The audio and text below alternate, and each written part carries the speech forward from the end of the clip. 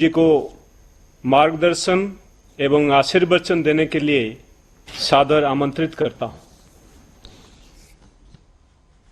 हमारे देश के कृषि मंत्री श्रीमान नरेंद्र सिंह जी तोमर, केंद्रीय मंत्रिपरिषद के मेरे अन्य साथी, उत्तर प्रदेश के मुख्यमंत्री योगी आदित्यनाथ जी, अन्य अतिथिगण, सभी विद्यार्थी मित्र और देश के हर कोने से जुड़े हुए इस वर्चुअल समारोह में उपस्थित सभी मेरे प्यारे भाई और बहनों,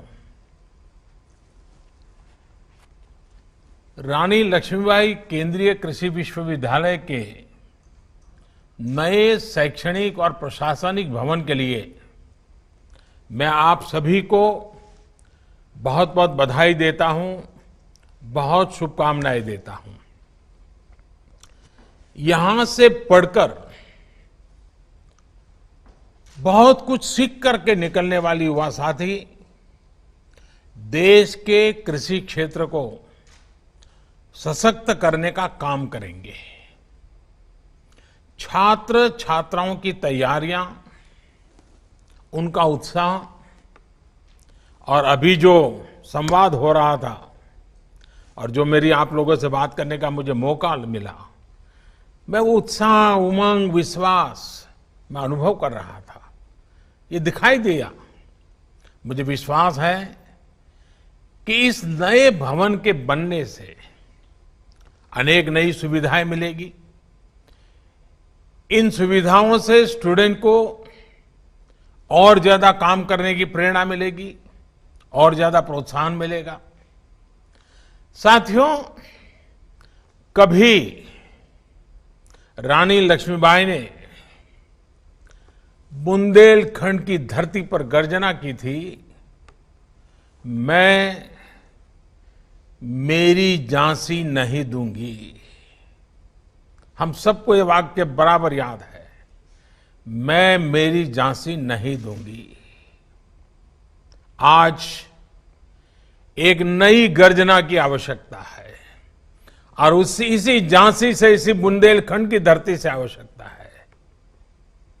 मेरी झांसी, मेरा बुंदेलखंड आत्मनिर्भर भारत अभियान को सफल बनाने के लिए पूरी ताकत लगा देगा, एक नया अध्याय लिखेगा।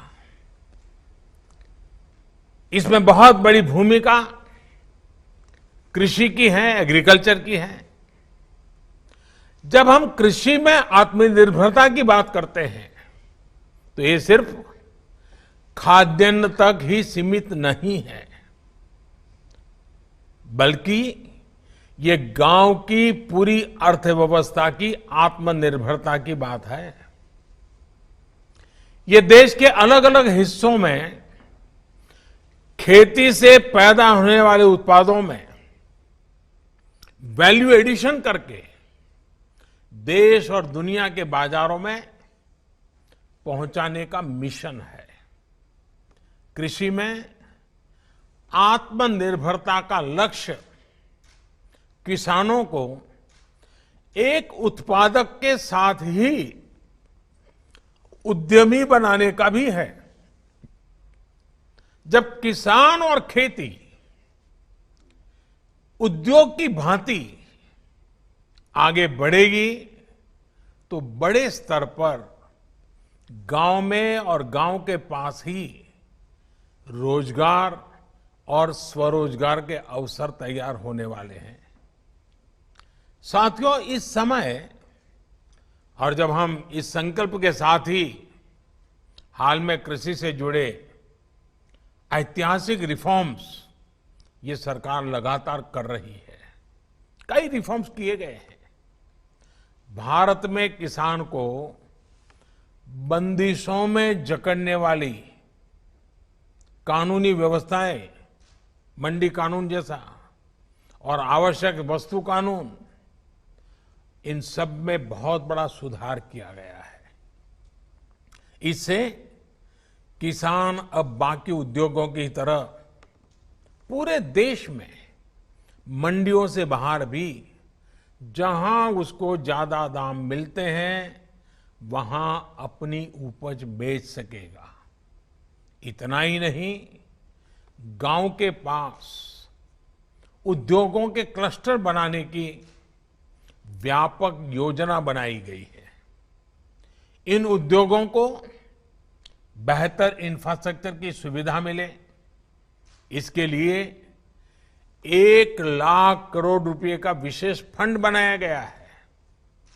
इस फंड के माध्यम से हमारे कृषि उत्पादक संघ, हमारे एफपीओज अब भंडारण से जुड़ा आधुनिक इंफ्रास्ट्रक्चर भी तैयार कर पाएंगे और प्रोसेसिंग से जुड़े उद्योग भी लगा पाएंगे।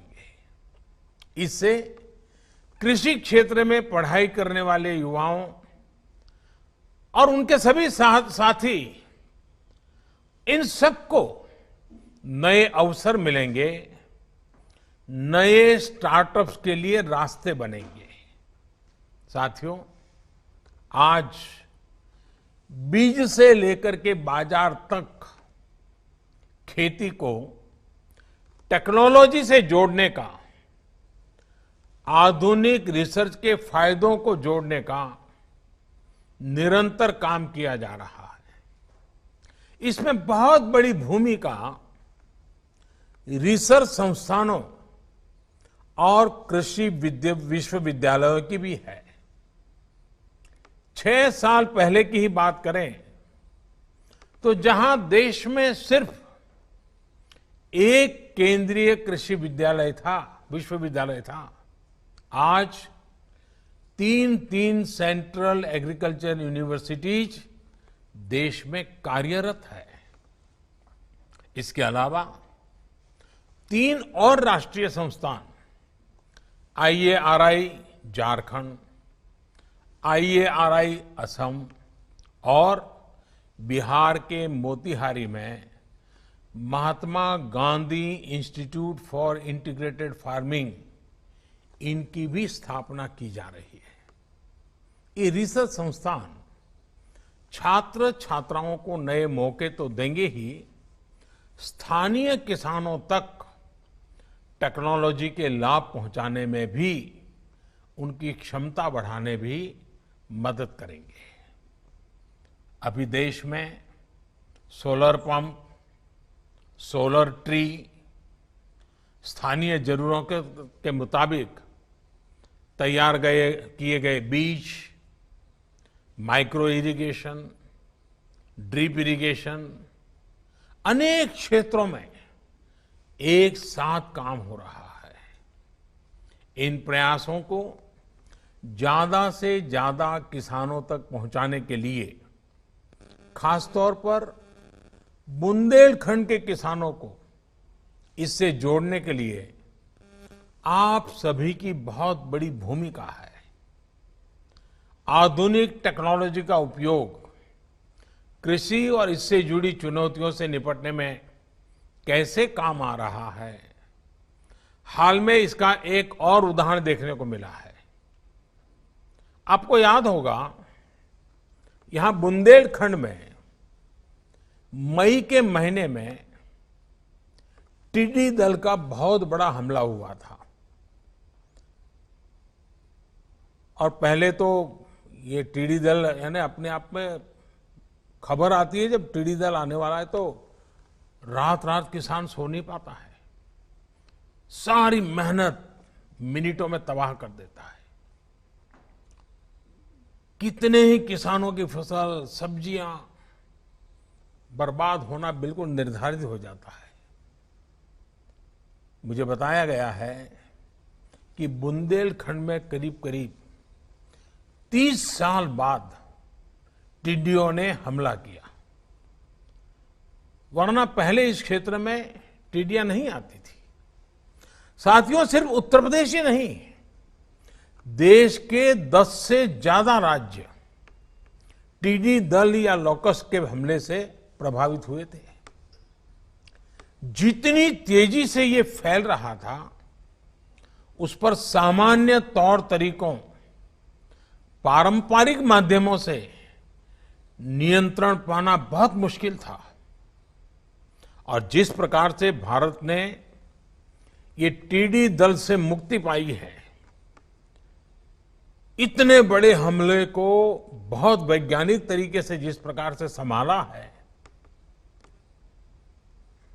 अगर कोरोना जैसी और चीजें न होती तो शायद हिंदुस्तान के मीडिया में हफ्ते भर इसकी बहुत सकारात्मक चर्चा हुई होती।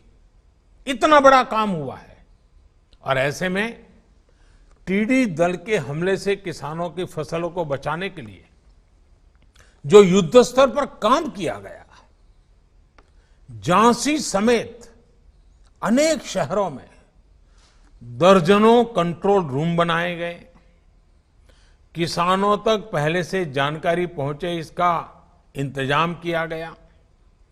टिड्डियों को मारने और भगाने के लिए जो स्प्रे वाली स्पेशल मशीनें होती हैं, वो भी तब हमारे पास इतनी संख्या में नहीं थी, क्योंकि ये हमले ऐसे नहीं आते हैं। सरकार ने तुरंत ऐसी दर्जनों आधुनिक मशीनों को खरीदकर झीलों तक पहुंचाया। ट्रैक्टर हो, गाड़ियां हो, केमिकल हो, दवाइयां हो, ये सारे संसाधन लगा दिए ताकि किसानों को कम से कम नुकसान हो। इतना ही नहीं, ऊंचे पेड़ों को बचाने के लिए बड़े क्षेत्रों में एक साथ दवा का छिड़काव करने के लिए दर्जनों ड्रोन लगा दिए गए, हेलीकॉप्टर तक के दवाई छिड़काव किया गया। इन सारे प्रयासों के बाद ही भारत अपने किसानों का बहुत ज्यादा नुकसान होने से हम बचा पाए हैं, हम बचे हैं। स्थानीय ड्रोन टेक्नोलॉजी हो, दूसरी आर्टिफिशियल इंटेलिजेंस की टेक्नोलॉजी हो, आधुनिक कृषि उपकरण हो, इसको देश की कृषि में अधिक से अधिक उपयोग में लाने के लिए आप जैसे युवा रिसर्चर्स को, युवा वैज्ञानिकों को निरंतर एक समर्पित भाव से वन लाइफ वन मिशन की तरह काम करना होगा। बीते 6 साल से ये निरंतर कोशिश की जा रही है कि रिसर्च का खेती से सीधा सरोकार हो। गांव के स्तर पर छोटे से छोटे किसान को भी साइंटिफिक एडवाइस उपलब्ध हो। अब कैंपस से लेकर फील्ड तक एक्सपर्ट के जानकारों के इस इकोसिस्टम को और प्रभावी बनाने के लिए काम किया जाना जरूरी है। इसमें आपके विश्वविद्यालय की भी बहुत बड़ी भूमिका है। साथियों, कृषि से जुड़ी शिक्षा को, उसकी प्रैक्टिकल एप्लीकेशन को स्कूल स्तर पर ले जाना भी आवश्यक है। प्रयास है कि गांव के स्तर पर मिडिल स्कूल लेवल पर ही कृषि के विषय को इंट्रोड्यूस किया जाए। इससे 2 लाभ होंगे। एक लाभ तो ये होगा कि गांव के बच्चों में खेती से जुड़ी जो एक स्वाभाविक समझ होती है, उसका वैज्ञानिक तरीके से विस्तार होगा।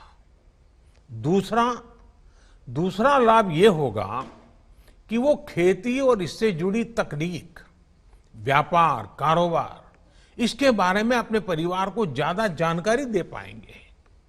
इससे देश में एग्रो एंटरप्राइज को भी और बढ़ावा मिलेगा। नई राष्ट्रीय शिक्षा नीति में, नेशनल एजुकेशन पॉलिसी में, इसके लिए भी अनेक जरूरी रिफॉर्म्स किए गए हैं।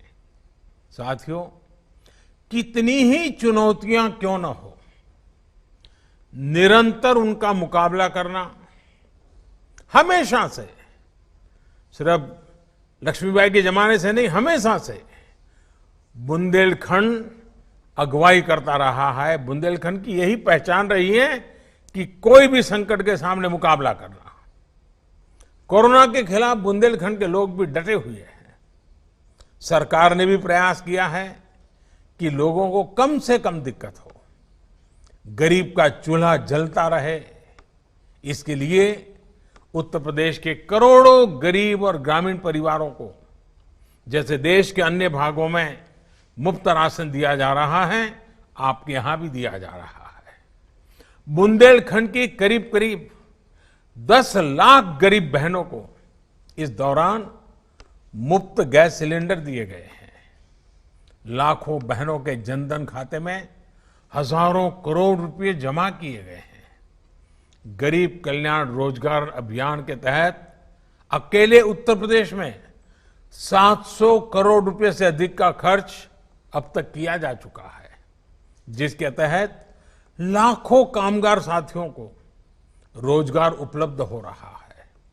मुझे बताया गया है कि इस अभियान के तहत यहां बुंदेलखंड में भी सैकड़ों तालाबों को ठीक करने और नए तालाब बनाने का काम किया गया है।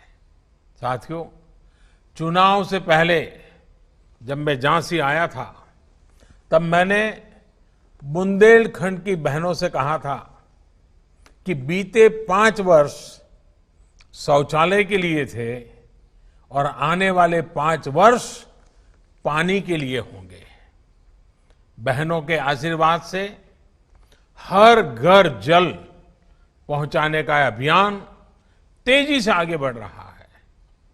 यूपी और एमपी में ये बुंदेलखंड फैला हुआ है। ये बुंदेलखंड के सभी जिलों में पानी के स्रोतों का निर्माण करने और पाइपलाइन बिछाने का काम निरंतर जारी है। इस क्षेत्र में 10,000 करोड़ रुपए से अधिक की करीब 500 जल परियोजनाओं की स्वीकृति दी जा चुकी है। पिछले 2 महीने में इनमें से करीब करीब 3,000 करोड़ रुपए की परियोजनाओं पर काम शुरू भी हो चुका है।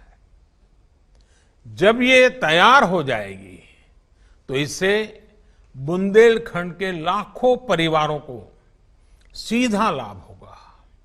इतना ही नहीं, बुंदेलखंड में भूजल के स्तर को ऊपर उठाने के लिए अटल भूजल योजना पर भी काम चल रहा है। झांसी, महोबा, बांदा, हमीरपुर, चित्रकूट और ललितपुर, इसके साथ साथ पश्चिम यूपी के सैकड़ों गांवों में जल स्तर को सुधारने के लिए 700 करोड़ रुपए से अधिक की योजना पर काम जारी है।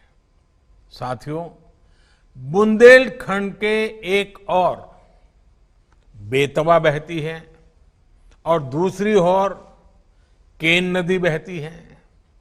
उत्तर दिशा में मां यमुना जी हैं, लेकिन स्थितियां ऐसी हैं कि इन नदियों के पानी का पूरा लाभ पूरे क्षेत्रों को नहीं मिल पाता है। इस स्थिति को बदलने के लिए भी केंद्र सरकार निरंतर प्रयास कर रही है।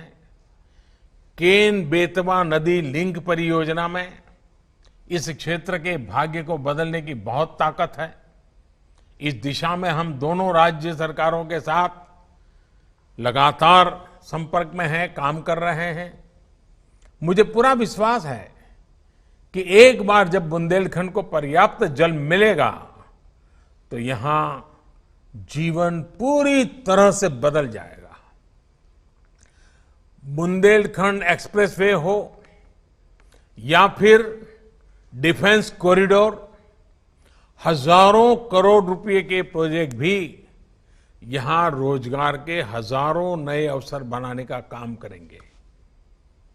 वो दिन दूर नहीं जब वीरों की ये भूमि झांसी और इसके आसपास का ये पूरा क्षेत्र देश को रक्षा क्षेत्र में आत्मनिर्भर बनाने के लिए एक बड़ा क्षेत्र विकसित हो जाएगा। यानी एक तरह से बुंदेलखंड में जय जवान, जय किसान और जय विज्ञान का मंत्र चारों दिशाओं में गूंजेगा। केंद्र सरकार और उत्तर प्रदेश की सरकार बुंदेलखंड की पुरातन पहचान को, इस धरती के गौरव को समृद्ध करने के लिए प्रतिबद्ध है।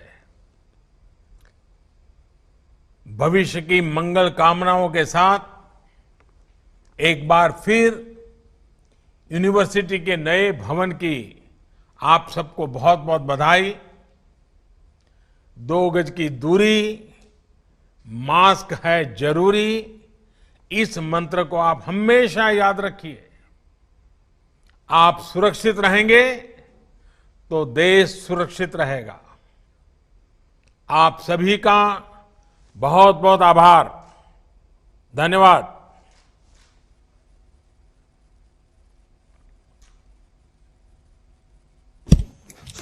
मैं माननीय प्रधानमंत्री जी का उनके मार्गदर्शन के लिए आभार प्रकट करता हूं।